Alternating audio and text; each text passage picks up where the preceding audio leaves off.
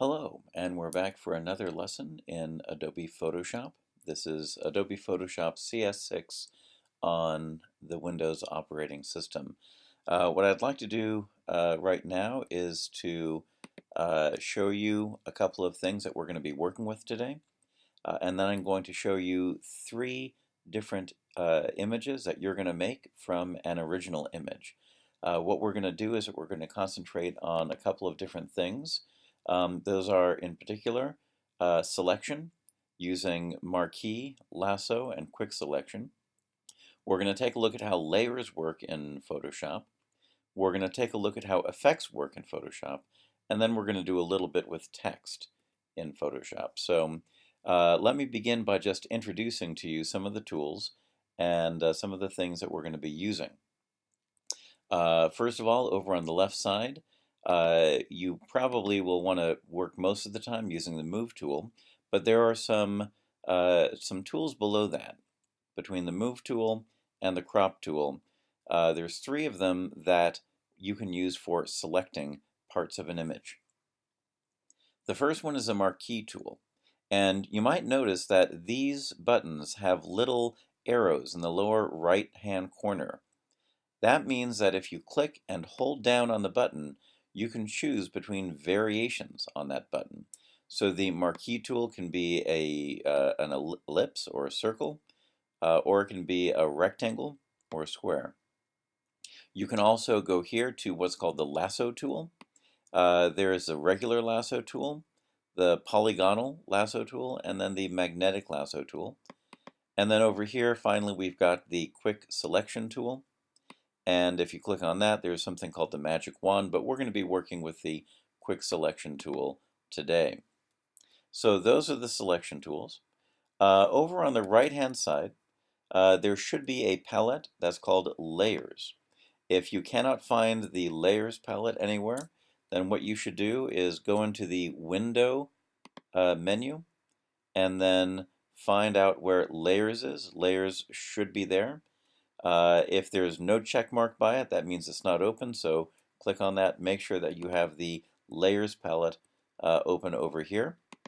The Layers palette basically shows you the different layers in the image. This is very similar to PowerPoint, where you'll have a background and then you'll have objects on top of that, and each object has its own layer. In order to make layers visible or invisible, you see that there's a little eye to the left of the thumbnails, and if you click on that, it will make the layer visible or invisible. If there is no layer showing, if nothing is showing at all, then Photoshop gives you this checkered background. That is just a blank background, but I'm going to put in our white colored background and then our partial image right over here. Now, if you are to double click on the right side of this in the blank area, that will bring up the effects. So let me do it just quickly here so I can show you. Double click and you get a little dialog box showing effects, and we'll be taking a look at that as well. Then over here on the left, again, we want to use the text tool. The text tool is down here. At least on my program, it's possible to make this toolbar have two columns, but at least you can see that it's a letter T, and if you click on that and hold down, you can see there are various text tools. We're going to be using the horizontal type tool. All right, so let me just show you very quickly what kind of things you can do with these. This is not what you're supposed to do. I'm just giving you a little demonstration here. After I finish the demonstration, then I'll ask you to actually take this image and create some other images from it using the selection tools. Now, one thing I should point out is that when you click on any one of these tools, you'll notice that this toolbar near the top, underneath the menu bar, this changes. So every tool has its own different toolbar. And so when you click on something like the rectangular marquee tool, you'll notice that one of the things that you see is feather. And I'll show you what that is in a second. But for the beginning, I'm going to have the feather set at 0. I'm going to click and drag to make a selection. And then I'm going to copy There's a couple ways you can do this. You can do layer via copy, and that means that you just do that one step and it makes a new layer. You can see that I've got the layer right there, and I can move it around with a move tool. There's Ponta's head right there. I can also go back and undo that. And instead of instead of copy to layer, I can just use the edit menu, and I can say copy right here. This is not copy to layer, this is just plain old copy. If I select this, then we don't get an extra layer. Instead, we've just saved the that little part of the image to the clipboard. So now I can do a paste and Control V, and here you can see I've got that Ponta head image, and now I can move it around with the Move tool. You can see that the edges of this selection are very sharp and clear. I'm going to do the same thing now, except this time I'm going to use the Elliptical Marquee tool. Again, I'm going to have the feather set at 0, and I'm going to now create a circle and make sure that Ponta's in it. Once you've made a selection, you can click and drag inside the selection to move it around. If you click outside the selection, it makes it disappear. But if you click inside the selection, it allows you to move it around. So I'm going to move that into position. All right, now I want to copy it, but there's something that you have to watch out for, and that is that it looks like I'm about to copy Ponta's head here in the image. The problem is that I'm not actually paying, the computer is not focused on this part of the image. As you recall, we pasted this and it created a new layer. And right now, the computer is focused on that layer. You can focus on a layer by clicking on any one, but you can see the color is different for the layer that's selected. And you can see in this layer, there's nothing here where I made the selection. So if I try to do a copy, it won't work. I have to make sure that I have selected the layer where I'm going to copy the image from. So here we go. I've done that. Now I'm just going to use the keyboard shortcut, Control C, and I just did it right there. Now I can click away. Then I can do Control V. That's paste, and now you can see I can move things around. You can see that this is very much like PowerPoint in that each of these layers has its own separate level that is on. This layer 2 with the square image of Ponta, that's above the layer 3 that has the circular image. I can change these by just clicking and dragging these up and down. So now you can see layer 3 is on top. If I move it back down, I can put it below layer 2. So you can work with these layers, and you can also collapse them. For example, let's say I want layer 3 and layer 2 to become one layer. So I would go to layer 3, and then I would right click, and then I would merge down. Merge down. And now you can see that this layer is now both of those pasted images. So now they're together as one layer. So I'm going to delete this layer. I'm going to click on it, and there's a little garbage can down here at the bottom of the layers palette. I'm going to click on that, and now that layer is gone. So now I'm going to make more selections. I'm going to go over here, and you can see the circular marquee, but this time I'm going to create a feather of, let's say, 20 pixels. And I'm going to, again, circle Ponta's head here, but I'm going to try to avoid the top there because I don't want to cut this off, but I'm going to copy and paste. And now you can see that the part of the image that I copied and pasted has a nice fuzzy edge to it, a soft blurred edge to it. And that's what feathering is. Feathering allows you to make that nice soft gradient edge. The bigger the number, the more blur there is. So if you only have a feather of 2 or 3, it's just going to be a very almost sharp edge, but a little bit blurred. But if you have a feather of 20 or 30 or 40, it's going to be much more blurred. It might look like an old style photograph or a nicely styled photograph with the soft edges right there. So that is the Marquee tool. I'm going to delete that layer again. Then we also have the Lasso tool. The regular Lasso tool allows you to freestyle select any part of the image that you want. You can just basically draw the picture there, draw the outline. Then you can, again, copy and paste. And now all I have to do is move it. And you can see that I have the cutout exactly as I drew it. But you can see that it doesn't look very nice because, first of all, it's hand-drawn, and second, it's a little too sharp. It's a little pixely. So I'm going to get rid of that. Let's see. Click on that. And I'm going to go back, and I'm going to now give it a feather, but just a very slight feather. Let's say a feather of 3. Then I'm going to draw the outline again. There we go.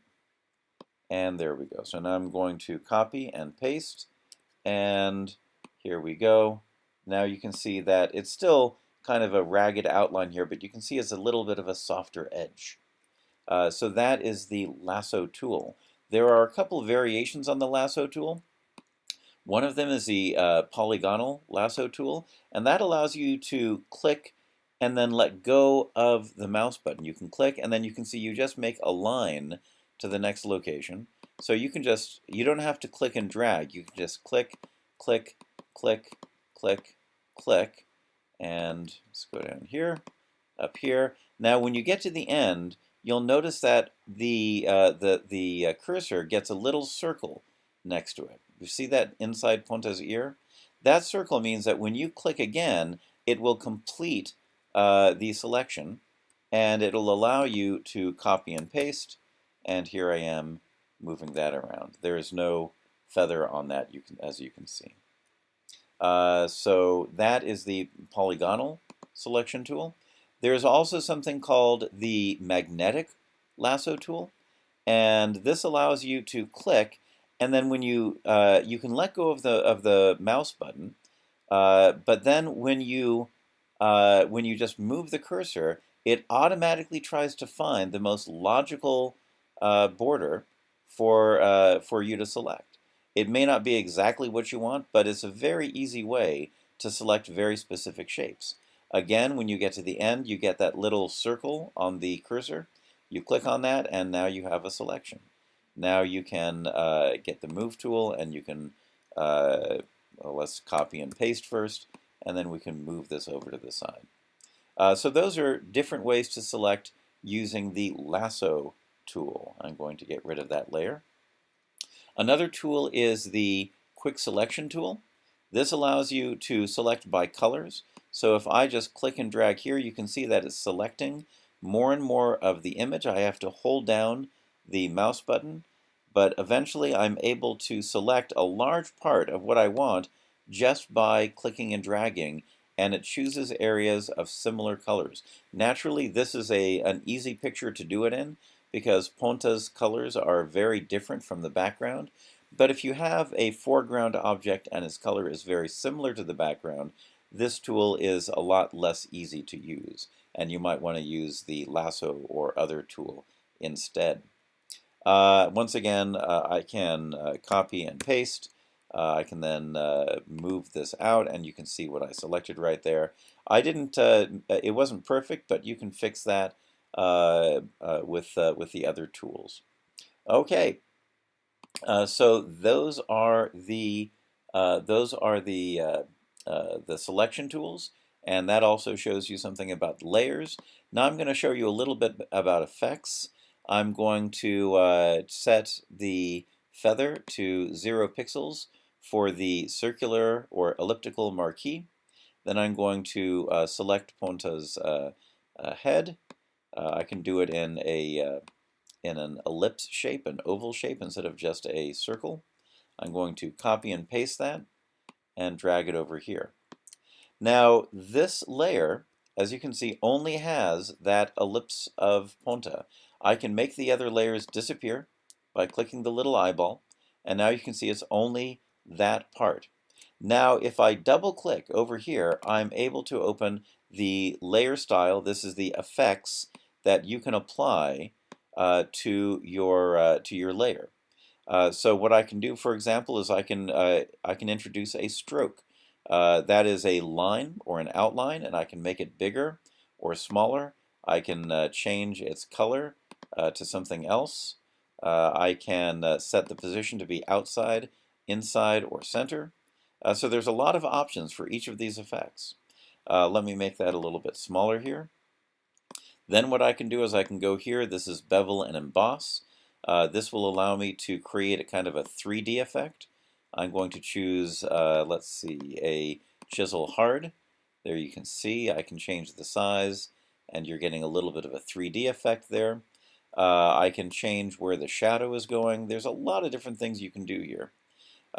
Inner shadow, inner glow. You can do color overlay so that it'll put a color over it. This may look strange, but you can set the opacity to be anywhere between 0 and 100, and so you can get kind of a color cast on that. Or you can have it blend in a variety of ways so that it does more than just cover the photo. You can have it have a variety of effects here, really, on the image. I'm going to turn this off right now. You can do the same thing with a gradient. You can do the same thing with a pattern. Or you can just create a drop shadow. The drop shadow, if I move it away from pointer right there, let's move it this way right here. I have to move it probably quite a distance away, but you can see the shadow moving there. And I can increase the size, so that means it'll blur. And now we have a nice 3D effect. I'm going to click OK, and there is the style. Now you can see these expressed in the layer right here. You can see that I've got effects. I've got the bevel and emboss, the stroke, and the shadow. You can open these up again just by double-clicking on any one of these. So if I want to edit the drop shadow, I just double-click on that, and now I go immediately to the drop shadow, as you can see here. Another thing that you can do is that you can save this as a style. So I can go to the styles area. I can click on this. I can name it. I can call it, let's say, Ponta Special, and it will save all of the effects that I just did, so I can apply this style very quickly to any other layer that I want. So right now I'm going to hide these effects. I just do this with this little arrow button here, and I'm going to go back to layer 1. I'm going to make it visible again, and then I'm going to get another. Let's get another one right here. Let's get a rectangular marquee. I'm going to copy and paste that.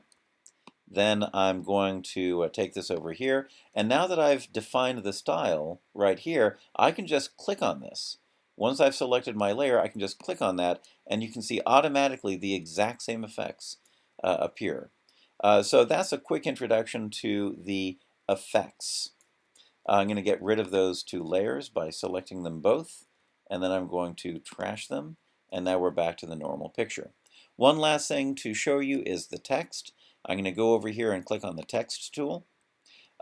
You will need to have open the character and or paragraph palette. You go to the window menu, and character alone should do it just fine. If you click on that, you should notice that you get some extra menus over here, some extra palettes. I'm going to set this to Gil Sans Ultra Bold. We're going to use that in the exercise, and I'm going to set the font size to 100 points, although you can see there's a lot of other effects you can give. And now when I click and drag to create a text box, I can type in something like Ponta, like right there, and then if I just click away to some other tool, you can see I've got the text there. I'm going to increase the size of this so you can see it better. And now I can also apply styles to this if I want. This is a style that I just made for the images, or there's a lot of different styles that come either with Photoshop or that you can get. We'll be doing this in a later chapter, but you can have some really nice effects with text by doing this. So I'm going to close the styles here, and I'm going to actually close this image, and now I'm going to show you the exercise that I want you to do. So from this point on, I'm going to ask you to copy what I do. I'm going to have some text here which has the very short summary of what it is that we're going to do. But first, the first thing that we want to do is make sure that we've got the image. The image is right here. It's IMG 1608. And I'd like to create a folder for that. So I'm going to right click and I'm going to say new and I'm going to say folder. And I'd like you to call it PS3 hyphen and then your name. My name is Luis, so I'm going to put that there. The 3, of course, is because this is the third Photoshop exercise that we're doing. And your name is important because if you don't put your name there, I won't know whose it is. So you want to take your image and drop it into the folder. And then go into Photoshop. And we want to open the file. So I'm going to say open. And I'm going to go to my desktop. I'm going to go to PS3 Luis, and there is the image.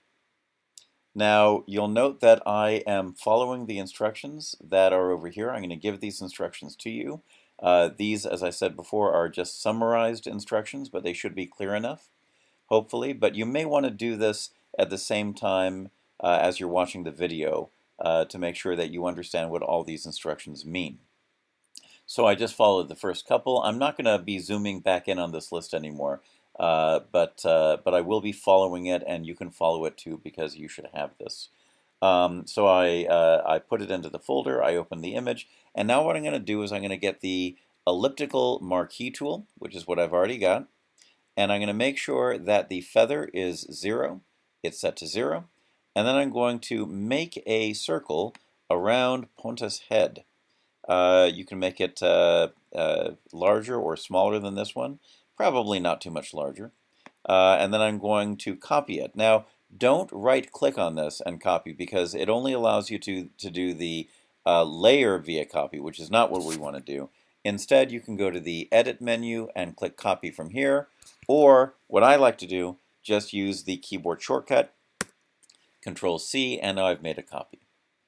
So the next step is to create a new document. You can do that in File under New, or you can do Control N. Here you can control the size of the new image. I'm going to make it 1000 and 1000. So width and height should be 1000 on yours as well. I'm going to click OK, and here we have it. Now I'm going to paste because we already copied that circle view of Ponta. So I'm going to paste, Control V, and now you can see it's a little bit too big for my canvas. Now you might have selected smaller and it might fit perfectly, but if it's too big, then what you want to do is that you want to free transform. Now you can get that in the Edit menu, and I should note, by the way, that we are now selected on Layer 1. We have not selected the background. That's what we're supposed to do. And in the Edit menu, there is something called Free Transform. Notice it's Control T. This is a very common feature to use, so you might want to memorize Control T. And if we do that, you can see that we get a bounding box around it. If you hold down the Shift key and then you click and drag on a corner, then you can resize it perfectly. You want to draw it in a little bit more than you might think because then you want to move it to the center and have it look just like that. When you're finished, hit Enter, or you can select the Move tool if you want, and now you've got it. And that's all for this first image. So this is the first of 3. Now we're going to save for web. So go to the File menu and go to Save for Web. Now you get this dialog box. Make sure that you have chosen a JPEG image. Make sure that the quality is 60. You can either do the slider to get that, or you can just type it in. And then you might note, by the way, this is 124 kilobytes. Then just click Save. Now we're going to save this on the in our PS3 folder. I'm going to go inside there, and we're going to call this one Ponta 1. So just type in Ponta 1, lowercase will do, and then click Save, and that's it for this image. We're finished with this one. Now, one thing I should note, you might believe that you've just saved this image, but that's not exactly true. You saved an extra copy, which was specially designed. This image that we've been working on, the one with the 2 layers right here, this hasn't been saved yet. And so if you try to close it by clicking this X mark or going to close in the File menu or doing Control W, you'll get a dialog box which says, hey, you haven't saved this yet. Now, if you want to save this work file, you can do that, but I'm not requiring that. So if it asks you, do you want to save the changes, just say no, and now you'll come back to your original image. So that's the first part. Now for part 2. For part 2, I want to get a rectangular marquee. So once again, I click and hold down here, get the rectangular marquee, and according to the instructions, I'm supposed to make the feather 20 pixels. 20 pixels right there. Okay, so now I'm going to click and drag, and you'll see that it selects a rectangular or square area around Ponta. Notice, however, that the edges are a little bit rounded. That's because we did the feathering. So now I'm going to make sure the positioning is what I want. I'm going to copy that. We're doing the exact same process as before. I'm going to make a new document. Again, I'm going to make the width and the height be exactly 1000. And then I'm going to say OK. I'm going to paste. You can see that it again goes over. I'm going to do Control T. I'm going to hold down the Shift key and resize. And now I can reposition it. And now we've got it. So now you can see it's a nice soft-edged version of the Ponta picture. And that's good. So now we're going to save this one. And we're going to do File, Save for Web. And we're going to do the same thing, JPEG, quality 60. This one here is 125K, at least it is for me. And then I'm going to click Save. And we're going to call this one ponta2.jpg. Let's go lowercase on that. And click Save. So now I've saved that one. Again, I can close it. I can say no, I don't want to save the changes to the original. And now I'm back to the first image. By the way, if you've got a selection and you want to deselect, you can do one of a couple different things. You can click outside with a selection tool, for example. You can do that. That'll work. Or you can use a keyboard shortcut, which is Control D, as in dog, quite appropriately, and that will get rid of the selection as well. All right, now I'm going to show you how to use the quick selection tool. That's this paintbrush one right here. We're going to get to the lasso tool next, but first we're going to do the quick selection tool, and we're going to try to select just Ponta here. An important point when you're using the quick selection tool is that you've got to make sure that the brush size is the right size. Now, I have it set right now to 136. You can go all the way up to, well, thousands. But if it's set to be too big, like I'm going to set it at around 250, you'll see now that this is way too big. I could never select inside of his legs or his ears. So you want to make sure that it's set to a reasonable size. For what we're going to be doing today, let's set it to 35 pixels. If you're already set to that, then you're fine. But if you're not, make sure that when you've clicked on the quick selection tool, that this setting is at 35 pixels. You might want to zoom in. You can do a Control plus sign, or just use the zoom tool, which is over here. You can use that one as well. But you want to zoom in so that Ponta is fully visible in the frame, but not too much. But he fills up the frame. You want to get him as big as possible, but still see everything there. Now, with this quick selection tool, you'll notice in the toolbar we've got several options, and the one I'm going to choose is the plus option. This means you can click several times, and each time you click, you'll get a little bit more of the image. You don't have to worry about holding down the button all the time. So I'm going to start by going here, and you can just click if you want to, but it's easier to click and drag over certain areas, and just keep on doing that until you get everything that you want. Make sure you catch everything here. We don't want to miss Ponta's eye there. I'm going to get his leg down here. You'll notice that I selected too much. That's perfectly fine. We're going to get rid of that later. Now get his legs. There we go. The legs are a little bit easier. Get this down here. Now you'll notice that on his paws, we're actually missing his paw pads, so we want to click and drag a little bit, paint a little bit around his paws. You might get a little bit of the street, that's okay. Get his nails in there. There we go. Don't forget his back foot right there. And also you might notice that we've got a little bit missing right here near where his harness is, so we'll just grab that a little bit, and now we've pretty much got it. So we've got a nice selection of ponta. But if I copy and paste this, it's really going to be jagged. It's going to be too sharp an edge. So we want to feather it. Now you might notice that we were not able to set the feather beforehand, but that's okay because we can set the feather afterwards. So go to the Select menu, go down to Modify, and then select Feather. You can set the feather radius, in this case, to 3 pixels that I've done right here, and then click OK. And now he's a lot nice and smoother in the selection. So once again, do a Edit menu and copy, or do a Control-C, and then create a new document. This one we're going to create with a different size. We're going to say width is 1000 and height is 1750. We're going to crop that down later on, but let's start with that and say OK. All right, so now that we've got this new document open, I'm going to paste. I'm going to do a Control-V, and there's ponta. Now, as you can see, ponta has nice fuzzy edges there. Not sharp, but not too soft either. He's got a little bit of the street just around his edges, but that's okay for what we're doing today.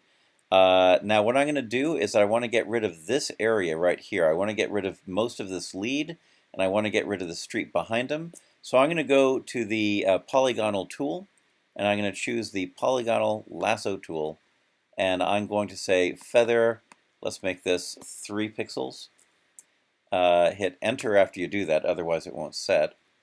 And then I'm going to just start over here, and the nice thing about this tool is that you don't have to keep holding down the button. You can just click whenever you've gotten to the right place. And you don't have to make nice, clean curves here or anything. Just click about a dozen times going up the inside of his leg here, cut across the lead, and start going down a little bit inside of his fur there. We're going to make this smaller so this won't really appear very bad at all when we get to the final stage of the image. And then I'm going to go out to the white area again, and I'm going to meet up with the starting point. You can see the little circle there. Click here, and now we've selected it. I can hit the backspace key, and now you can see we've got the nice edit there. So I'm going to zoom out.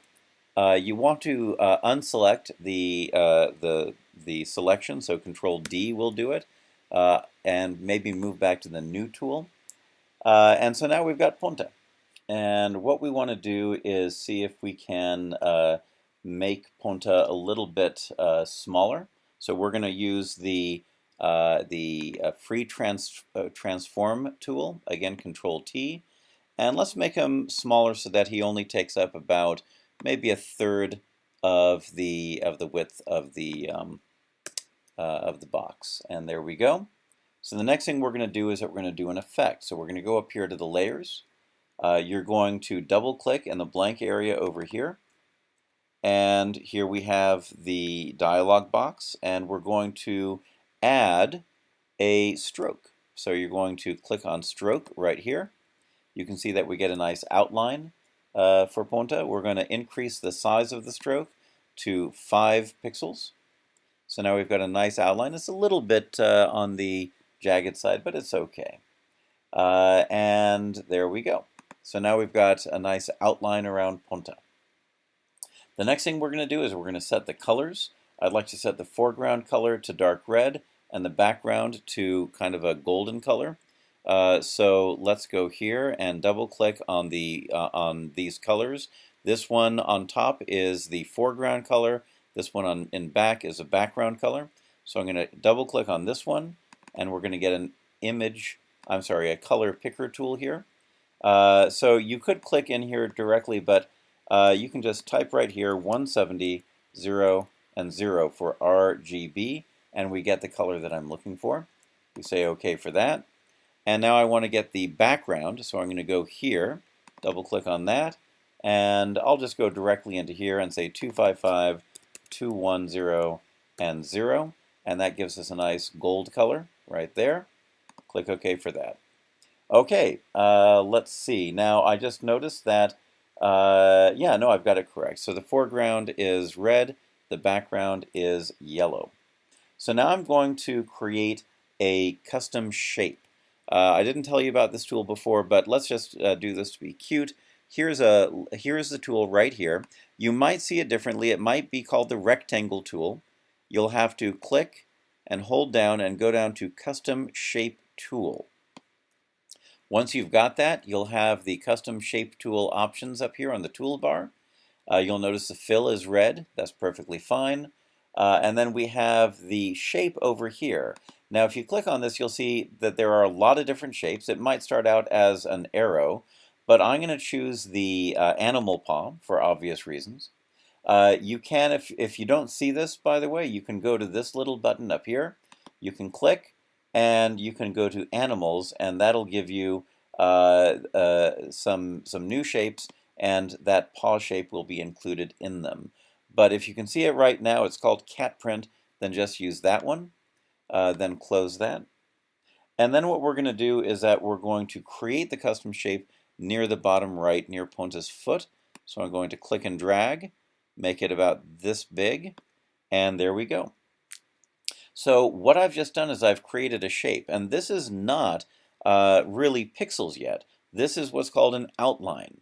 And so I can't really change it in the same way that I change a regular image. You'll see it's called a shape. It's not a regular layer. So what I'm going to do is I'm going to rasterize this. If you rasterize it, it'll become just pixels and you can work with it. If you don't understand what I'm saying, don't worry about it. Just do what I do. We're going to right click on this and we're going to say rasterize. There it is right there. Rasterize layer. That'll change it into pixels, and now we can work with it a lot more cleanly. Next, we're going to rotate this a little bit and move it. So what I'd like to do is use the Free Transform tool. Again, that's Control T, and you'll notice that because we are on the layer with the red paw, it has selected only that part.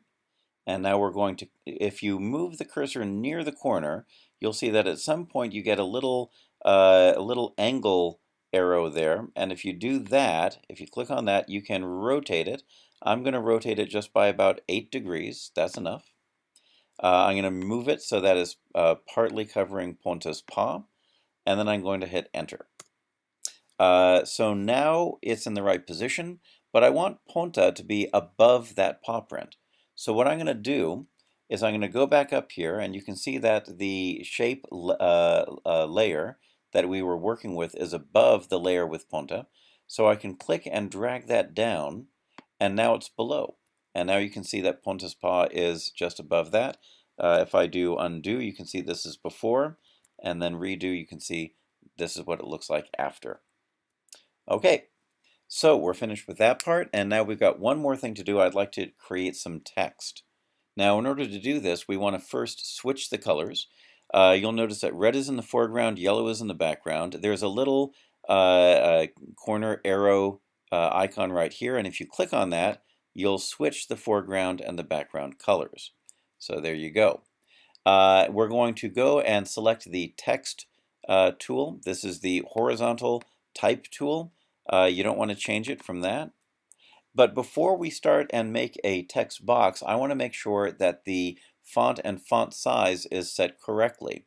Now, if you don't have a text box, if you haven't selected anything, then whatever you set the font and font size to will become the new default, and it'll stay that way for future text boxes as well.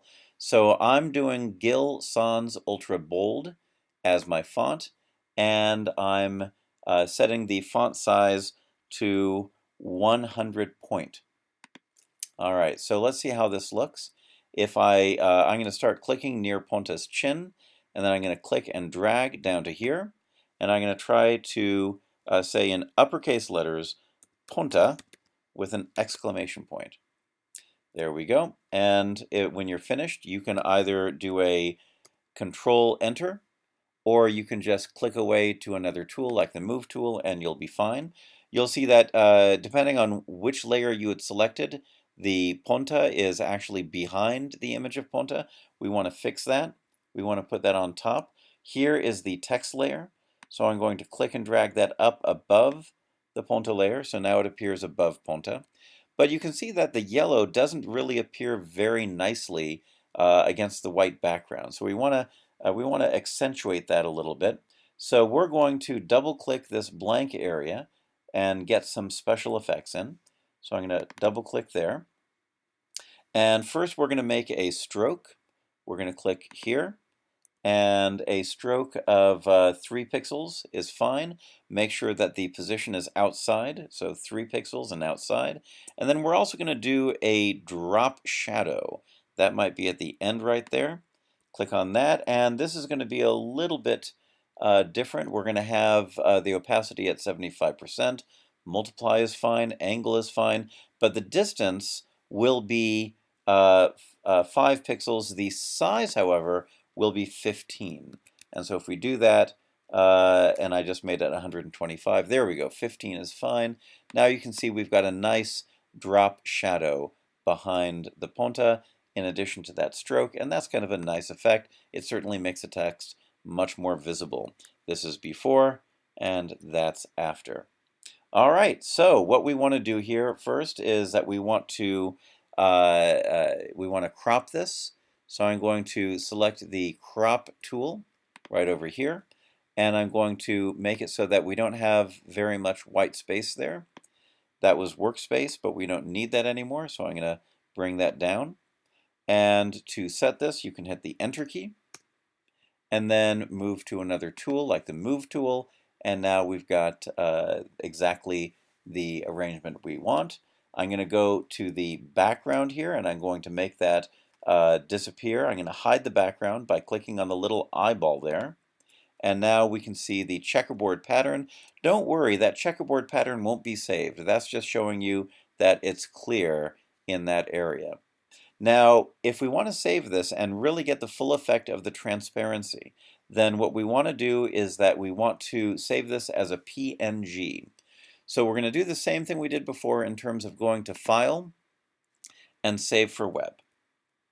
But this time, instead of saving it as a JPG file or a JPEG file, we're going to save it as a PNG 24. This is a lossless compression, so we don't have a quality selection. We just select PNG 24, make sure transparency is selected, and then just save that. And here we go. Now we're going to save it inside PS3 Luis. We're going to call it Ponta 3. Again, let's do lowercase, and let's save that. There we go. And that's it. So all of that should be saved inside your PS3 Your Name folder. And that should be ready now to compress, to zip, and to then send to me. You can save this work file if you want, but it's not really necessary. What you'll want to do next is to go to this folder. You'll want to right-click on it, and you'll want to send to a compressed or zipped folder. Once you do that, you should get the folder over here, and that's what you want to send to me as a result of this homework exercise. And that's it. So that's all for this exercise. In the next one, we're going to be doing more about effects and styles. So thank you very much, and I'll see you soon.